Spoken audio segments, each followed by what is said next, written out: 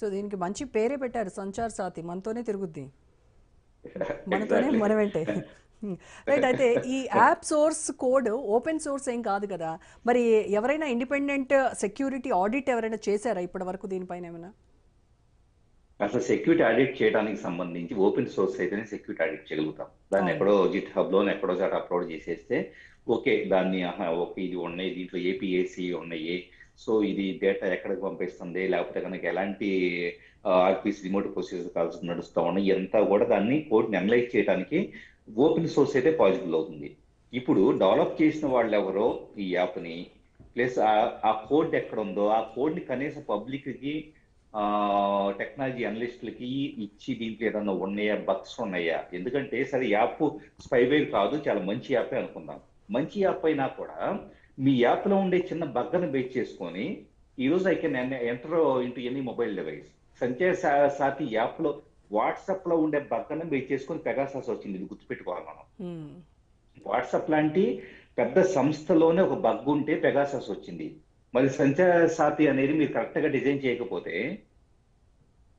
దేశంలో ఉన్న కోట్లాది మంది ఫోన్స్ లోకి ఎవడో వచ్చి అటాక్ చేసేసి ఒకసారిగా దూరిపోతాడు, అప్పుడు ఏం చేస్తారు? కరెక్ట్. ఈరోజు కొత్తగా ఒక ఇది వచ్చింది ఏంటంటే, మన చాట్ జీపీటీ, జెమినీ లాంటివి వాడుతున్నాం. మ్మ్. ఏజెంటిక్ ఏఐ అని చెప్పేసి అని వచ్చింది. ఆ ఏజెంటిక్ ఏఐలోనే యూఆర్ఎల్ లో చిన్న మోడిఫికేషన్ చేసి మన సిస్టమ్ లోను మన ఫోన్ లో డేటా మొత్తాన్ని పంపించేలాగా కొత్తగా ఒక ఎక్స్ప్లాయిట్ అనేది వచ్చింది. చాలా మ్మ్. బజ్ నడుస్తుంది అది. ఓ. అంటే కొత్తగా వచ్చిన టెక్నాలజీస్ లోనే అన్ని రకాల ఫ్లాస్ ఉంటే, సో మీరు యాప్ డిజైన్ చేసినప్పుడు దాన్ని సెక్యూరిటీగా తయారు చేశారా, దాంట్లో ఇంటిగ్రిటీ ఎలాగుంది, దాంట్లో బగ్స్ ఏమైనా ఉన్నాయా, ఇవేమీ తెలియకుండా జస్ట్ మేము యాప్ మీరు ఇన్స్టాల్ చేసేసుకోండి ఆపరేటర్స్ ని డాట్ వచ్చే రెగ్యులేటరీ బాడీగా చేయడం అనేది ఎంతవరకు కరెక్ట్? మ్మ్.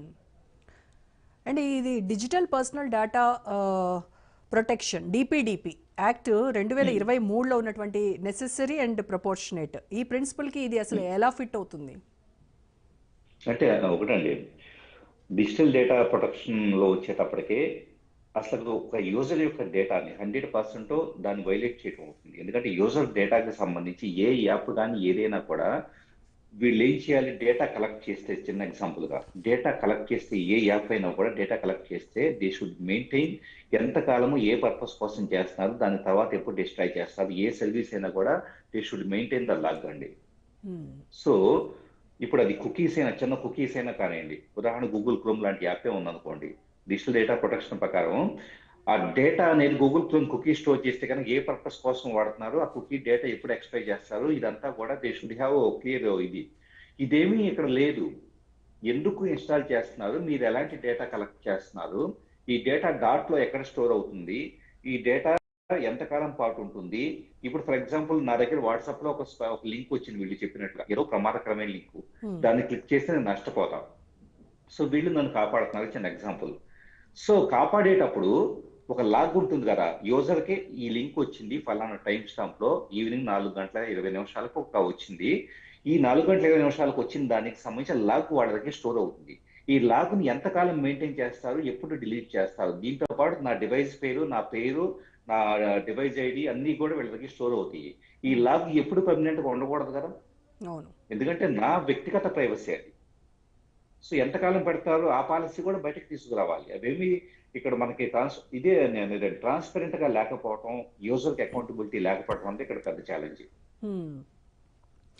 అయితే ఇప్పుడు వరల్డ్ వైడ్గా ఏ డెమోక్రటిక్ కంట్రీలోనైనా ఈ రకంగా అంటే గవర్నమెంట్ స్పైవేరో లేకపోతే ఇంకొక యాప్ను ప్రీలోడెడ్గా అది అసలు మనం డిలీట్ చేయడానికి అవకాశం లేని విధంగా ఇలాంటివి ఏ కంట్రీ అయినా ఇప్పటివరకు చేసిందండి? ఎట్లా లేరండి. ఒక చైనాలో వాళ్ళు వేరే రకంగా ఇది, కానీ వాస్తవం చెప్పాలంటే ప్రపంచంలో ఏ దేశంలో లేదు. ఒకటి రోజు గారు ఒక విషయం గుర్తుపెట్టుకోవాలంటే, ఈ రోజు ప్రభుత్వాలు వచ్చేటప్పటికి, ప్రభుత్వాలు ఎందుకు ఏర్పడేవి అంటే కనుక ఫర్ ద సేక్ ఆఫ్ ప్రజలకు ఏదో మౌలిక సదుపాయాలు కల్పించడం కోసం, లేకపోతే ఇలాంటివి తప్పించేసి ప్రభుత్వాలు యూజర్ యొక్క జీవితంలోకి ఎంటర్ అయ్యేసి వాళ్ళ ప్రతి కథలెక్కను, వాళ్ళు ఏం ఆలోచిస్తున్నారు, వాళ్ళ ఆలోచన దృక్పథం ఎలా ఉంది, వాళ్ళు ఎలాంటి లింకులు క్లిక్ చేస్తున్నారు, ఇవన్నీ చేయడం ప్రభుత్వం కాదండి. మ్మ్. సీరియస్లీ చెప్పాలంటే ప్రభుత్వాలు వ్యక్తి యొక్క స్వేచ్ఛలోకి, వ్యక్తి యొక్క జీవన విధానంలోకి అడుగు పెట్టకూడదు. అప్పుడు మ్మ్. ఏమవుతుంది, కంట్రోల్డ్ గా కండిషన్ చేయబడిన ఎవరో రిమోట్ కంట్రోల్ చేస్తుంటే కనుక మనం నడుస్తున్నట్టు ఉంటుంది.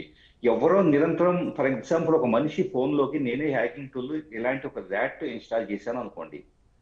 నీ ఫోన్ లో ఇది ఇన్స్టాల్ చేశానని ఆ వ్యక్తికి నేను చెబితే అతను ప్రశాంతంగా ఉండగలుగుతాడా? No way. ప్రతి క్షణము కూడా ఫోన్ చూసినప్పుడల్లా నా ఫ్రంట్ కెమెరా నుంచి ఏమైనా క్యాప్చర్ అవుతుందేమో, బ్యాక్ కెమెరా నుంచి క్యాప్చర్ అవుతుందేమో, నా లొకేషన్ తెలుస్తుందేమో అని భయపడుతూనే బ్రతుకుతాడు. మరి అంత భయపడేట్టు బతికే కండిషన్ కే ఈ రోజు ఇలాంటి యాప్స్ తీసుకొస్తున్నాయి. ఎందుకంటే ఇన్స్టాల్ చేసిన తర్వాత దే కెన్ కంట్రోల్. ఇక్కడ పర్మిషన్స్ ఏం తీసుకోవట్లేదు కాబట్టి నిజంగా అక్కడ ఒక బ్యాడ్ బాయ్ ఉన్నాడు అనుకోండి, ఇక్కడ డాట్ లో ఈ రెగ్యులేటరీ బాడీలో ఎవరో ఉన్నాడు అనుకోండి, ఒక నైట్ షిఫ్ట్ లో పనిచేసి ఒకడు ఉన్నాడు అనుకోండి. వాడు ఏం చేస్తాడు, యూజర్ డేటాని సింపుల్ గా ఎవరో ఒకటి ఫోన్ లోకి వెళ్ళేసి వాళ్ళ ఫ్రంట్ కెమెరా ద్వారా ఇది రికార్డ్ చేశారు అనుకోండి, ఎవరు బాధ్యులు? అవును. సో అందరూ కూడా ప్రభుత్వ లక్ష్యాలకు తగ్గట్లుగా అందరూ కూడా ఒక పాజిటివ్ దృక్పథంలో ఉండాలని లేదు కదా. కరెక్ట్. అండ్ మోర్ ఓవర్ అసలు ఈ యాప్ నా ఫోన్లో ఉండడం వల్ల నేను కంప్లీట్గా ఫుల్లీ క్రైమ్ ప్రొటెక్షన్ జోన్లో ఉన్నానని నిర్భయంగా ఉండొచ్చా? కానీ ఏ దారి అదే కదా, ఖచ్చితంగా మళ్ళీ అలాంటివి వస్తూనే ఉంటాయి. ఏపీకే ఫైల్స్ లేకపోతే ఇంకోటో ఈ సైబర్వి వస్తూనే ఉంటాయి కదా. ఇదే అనేది ఎందుకంటే ఇప్పుడు ఫర్ ఎగ్జాంపుల్ వీళ్ళ దగ్గరకు వచ్చేటప్పుడు ఒక 50 రకాల క్రైమ్స్ కి సంబంధించి లింకులు ఎలా వస్తాయి, ఆ లింకులు మొత్తం టైటిల్ ఎలా ఉంటుంది, ఇదంతా కూడా వాళ్ళ దగ్గర డేటాబేస్ ఉందనుకోండి. వీళ్ళు ఏం చేయగలుగుతారు, 50 క్రైమ్స్ మాత్రమే బ్లాక్ చేయగలుగుతారు. నేనేం చేస్తున్నాను ఇప్పుడు, ఏజెంట్ కే ద్వారా కొత్త క్రైమ్ నేను స్టార్ట్ చేస్తున్నాను ఒక సైబర్ నెరస్ట్గా. నేను పంపించే లింకుల్ని వీళ్ళు స్కాన్ చేయగలుగుతారా? ఈ యాప్ స్కాన్ చేయగలుగుతుందా? It can't. ఎందుకంటే వాళ్ళ డేటాబేస్లో అది లేదు. ఎప్పటికి వస్తుంది వాళ్ళ డేటాబేస్లోకి అది? ఇలాంటిది ఏదో కొన్ని వందల మంది ఫోన్లోకి వచ్చి ప్రమాదంలో పడితే కనుక అప్పుడు వాళ్ళు అప్డేట్ చేస్తారు డేటాబేస్ని. అప్పటిదాకా నేను వల్లంబుల్లే కదా. అంతేగా. అంటే అప్డేట్ చేయలేనప్పుడు, అప్డేటెడ్ గా టెక్నాలజీలో రోజు రోజుకు కొత్త క్రైమ్ పుట్టుకొస్తున్నప్పుడు, సో ఆటోమేటిక్ గా you can't protect 100% any user device. So కాబట్టి దీన్ని మీరు అన్నట్లుగా దీన్ని ఇన్స్టాల్ చేస్తే ఇక ఈ క్షణం నుంచి నేను తీసుకుని నిద్రపోవడానికి స్కోప్ లేదు.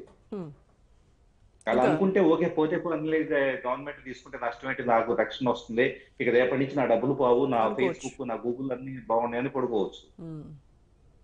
ఇది కొత్త భయాలు స్టార్ట్ చేస్తోంది కదా పొద్దున్న లేచిన దగ్గర నుంచి. యా. అయితే ఇప్పుడు అసలు యాపిల్, గూగుల్, అలాగే శాంసంగ్ ఇలాంటి వాటి కంపెనీస్తో ముందు కన్సల్టేషన్స్ ఏమైనా జరిగాయంటారు? ఎందుకంటే మనం చూసాం గతంలో యాపిల్ ఫోన్ ఇలాంటి వాటిని డినై చేసేసింది, ఇవ్వను అని ప్రభుత్వంతో డి అంటే డి అనేంత వరకు వెళ్ళింది. ఇప్పుడు కూడా యాపిల్ కంపెనీ ఒప్పుకోకపోతే మరి అసలు ఐఫోన్నే బ్యాన్ చేస్తారా, ఏం జరుగుతుంది అనేది కొంతమందికి ఉన్నటువంటి భయం. కరెక్టేనండి. ఎందుకంటే యాపిల్ వాళ్ళు ఇప్పుడు చిన్న ఎగ్జాంపుల్ చెబుతాను. నేను ఏదో నా సొంత యాప్ అనేది, ఒక టెక్నాలజీ రిలేటెడ్ యాప్ అనేది నేను డెవలప్ చేసి ఆండ్రాయిడ్కి, యాపిల్కి గూగుల్ ప్లే స్టోర్లోనే అక్కడ యాప్ స్టోర్లో అప్లోడ్ చేయడానికి పర్మిషన్, ఇది కొంత అమౌంట్ పే చేసి అప్లోడ్ చేశారు.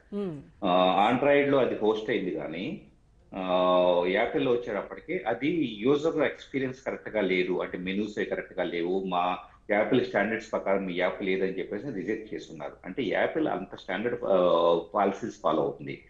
అంటే యూజర్కే ఆ యాప్ ఇన్స్టాల్ చేసినప్పుడు ఖచ్చితంగా అది బెనిఫిట్ ఉండాలి, ఇంటర్ఫేస్ బాగుండాలి, చాలా స్మూత్గా రన్ అవ్వాలి, ఎలాంటి సెక్యూరిటీ లూప్ హోల్స్ ఉండకూడదు, ఇన్ని రకాల ప్రమాణాలు పాటిస్తుంది యాపిల్.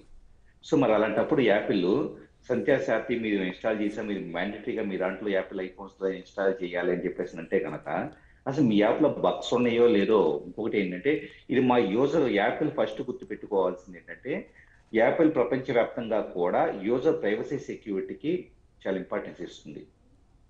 యూరోపియన్ యూనియన్ స్టాండర్డ్స్, అందుకని యూరోపియన్ యూనియన్ కూడా యాపిల్ కంపెనీకి సంబంధించి చాలా ఫేవరబుల్ గా ఉంటుంది. సో అలాంటిది ఇక్కడ మనం వచ్చేటప్పటికి మా భారతదేశంలో మీరు ఆపరేట్ కావాలి అంటే కనుక, మీరు ఇన్స్టాల్ చేయాల్సింది అంటే కనుక యాపిల్ రిజెక్ట్ చేసే స్కోప్ ఎక్కువ ఉంటుంది. తర్వాత ప్రభుత్వం కాంప్రమైజ్ అయ్యేసి ఏదైనా మధ్య మార్గం ఉంటే తీసుకునే అవకాశం ఉంటుంది తప్పించి, యాపిల్ మ్యాక్సిమం వచ్చేటప్పటికే ఈ ప్రపోజల్ రిజెక్ట్ చేసే అవకాశం ఉంది. అసలు ఇప్పుడు సైబర్ ఫ్రాడ్స్ తగ్గించాలని ఇలాంటివి తీసుకొస్తున్నాం అన్నారు. అంటే ఇప్పటి వరకు ఉన్నాయి కదా, ఇప్పుడు CEIR పోర్టల్ ఇలాంటివన్నీ వాటి కోసమే కదా. మరి అవి ఉండగా మళ్ళీ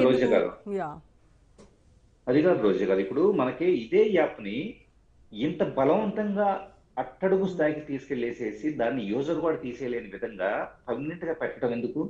నాకు చాయిస్ ఇవ్వండి. యాజ్ ఎ యూజర్ గా మీరు యాప్ ని బాగా పబ్లిసిటీ చేయండి, సినిమా థియేటర్స్ లో వేయండి, లేకపోతే రోజు న్యూస్ పేపర్స్ లో యాడ్ లేండి, ఈ యాప్ ఇన్స్టాల్ చేసుకోండి, మీకు చాలా సేఫ్ గా ఉంటుందని చెప్పేసి. అప్పుడు యూజర్ గా నాకు కావాలి అప్పుడు అనుకుంటే నేను నేను ప్లే గూగుల్ స్టోర్ నుంచో యాప్ స్టోర్ నుంచో నాకు అవసరం అయితే నేను డౌన్లోడ్ చేసుకుంటాను. అంతే చేసుకుంటాను, కదా మిగతా యాప్స్ నేను లాగా. ఇన్స్టాల్ చేసుకుంటాను. ఉమ్, యా, పర్మిషన్స్ ఇవ్వాలంటే ఇచ్చుకుంటాను, అవసరం లేని పర్మిషన్స్ ఆపేసుకుంటాను. అవును. రేపు ఎప్పుడన్నా ఈ యాప్ లో బగ్స్ ఉన్నాయి అంటే దాన్ని అన్ఇన్స్టాల్ చేసుకుంటాను. అది యూజర్ చాయిస్. కరెక్ట్. మరి ప్రభుత్వం అనేది ప్రజాస్వామ్యం అని చెప్పేసి అనుకున్న ప్రభుత్వాలు ప్రజాస్వామ్యంలో ప్రజల చాయిస్ లేకుండా ఎలా చేస్తాయి? అవును. ఇప్పుడు వేలు వేలు లక్షలు లక్షలు పెట్టి నేను కొనుక్కునే ఫోన్లో నా కంట్రోల్లో లేకుండా నేను దాని కంట్రోల్లోకి వెళ్ళిపోతున్నాను. నాకు ఇష్టమైనటువంటి యాప్ని డౌన్లోడ్ చేసుకునే స్వేచ్ఛ లేదు, నాకు డిలీట్ చేసుకునేటువంటి స్వేచ్ఛ అంతకంటే లేదు. వాళ్ళు ఏమి ఇస్తే అది కరెక్ట్ అండి. తీసుకోవాలన్నట్టుగా తయారైంది. చూద్దాం మరి దీనిపైన ప్రతిపక్షాలు అయితే గగ్గోలు పడుతున్నాయి. ఎలాంటి డెసిషన్తో ముందుకెళ్తారో చూద్దామండి. శ్రీధర్ గారు, థ్యాంక్ యూ సో మచ్ అండి. రైట్, ఇది వాళ్ళ special debate. Stay tune to Raj news.